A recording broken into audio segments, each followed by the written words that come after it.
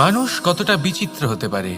সব সময় স্বপ্ন দেখতে থাকে যে কাল আমি এটা করব, কাল আমি ওটা শুরু করব, কাল আমি ওটা সম্পন্ন করব।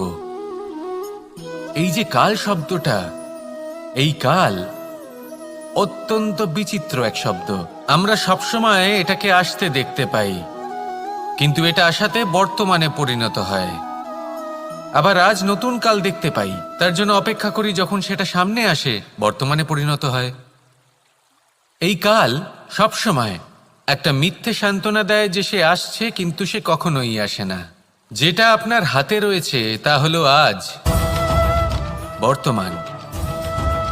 তাই যা করার আছে, যা সম্পন্ন করতে চান, যা শুরু করতে চান, আজ করুন, বর্তমানে করুন। কারণ আজ আপনি যা করবেন সেটাই আপনার ভবিষ্যৎ নির্ধারিত করবে। ভবিষ্যতের বিষয় ভাবতে থাকলে ভবিষ্যৎ সুন্দর হবে না। আজ কর্ম